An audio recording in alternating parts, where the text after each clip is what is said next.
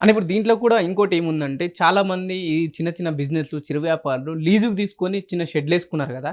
So, వీళ్ళు నష్టపోయిన దానికి ఇటు లీజుకి తీసుకున్న ఓనర్‌లని అడగన్నా, డబ్బులు లేదంటే అటు ప్రభుత్వమే ఆదుకోవాలని వాళ్ళు ఎవరిని అడుక్కోవాలనా? అడుగుతారు పాపం. ఆ! వాళ్ళ వాళ్ళకు లోపట ఉన్నటువంటి మిషనరీస్ అవి హ్మ్. కూల్చినప్పుడు అవన్నీ ఖరాబయినాయి. వాళ్ళు ఏడుస్తున్నారండి. ఎంత దుర్మార్గం. కనీసం ఒక గంట, 2 గంటలు టైం ఇస్తే ఆ సామాన్లు తీసుకుంటారు గదా!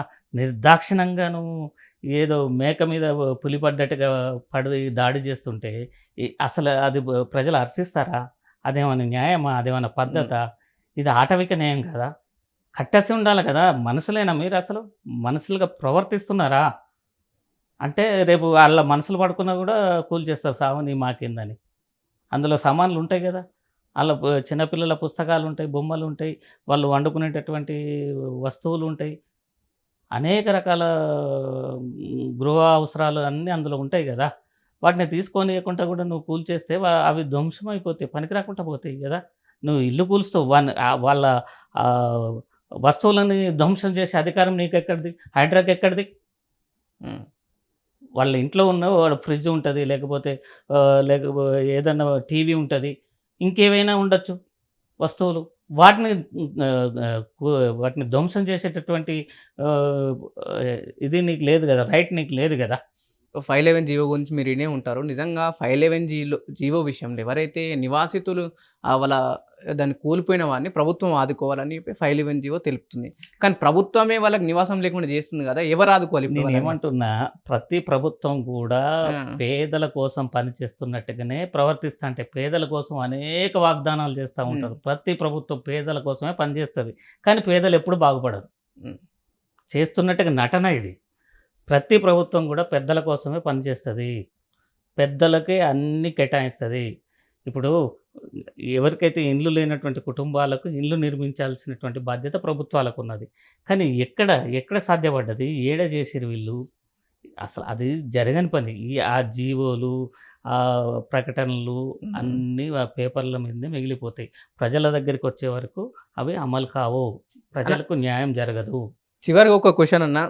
ఇప్పుడున్న ప్రభుత్వం ఈ హైడ్రాని తీసుకొచ్చింది పర్యావరణాన్ని రక్షించడానికే హైడ్రా తీసుకొచ్చిందన్న రేవంత్ రెడ్డి గారు, ఇదే వికారాబాద్‌లో దామగుండంలో ఏదైతే రాడార్ ఏర్పాటు చేసిల్లో సో, దానికి పర్మిషన్ ఎందుకు ఇచ్చిండు?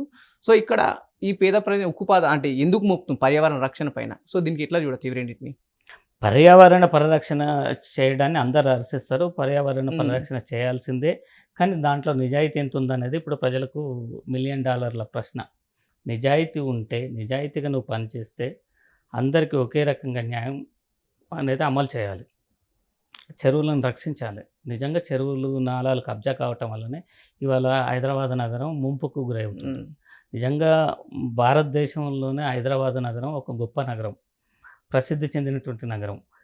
ముంబై, బెంగుళూరు, చెన్నై, అమరావతి లాంటి నగరాలతో పోలిస్తే హైదరాబాద్ నగరం నివాసానికి సేఫ్టీగా ఉన్నటువంటి నగరం. నివసించడానికి అనుకూలంగా ఉన్నటువంటి నగరం కాబట్టే ఇక్కడ జనాభా పెరుగుతున్నది. ఈ పట్టణం ఇంకా పెరుగుతది.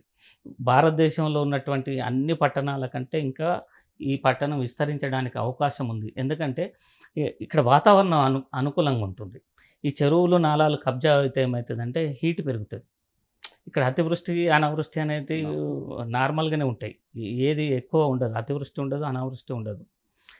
కాబ అట్లాగే భారతదేశంలో ఉన్నటువంటి అన్ని రాష్ట్రాల ప్రజలు కాకుండా ప్రపంచ దేశాల్లో ఉన్నటువంటి ప్రజలకు ఇక్కడ తినడానికి కావాల్సినటువంటి ఫుడ్ గూడా ఈ ఈ యొక్క హైదరాబాద్ నగరంలో దొరుకుతుంది. ఎవ్వరైనా ఇక్కడ బ్రతకడానికి అవకాశం ఉన్నది, వసతులున్నాయి. కాబట్టి హైదరాబాద్ నగరంలో నివసించడానికి కలలు కంటా ఉంటారు చాలామంది. రైట్. ఇవి Telangana state real estate association ప్రెసిడెంట్‌తోని ఫేస్ టు ఫేస్. చూస్తూనే ఉండండి మిర్రర్ టీవీ.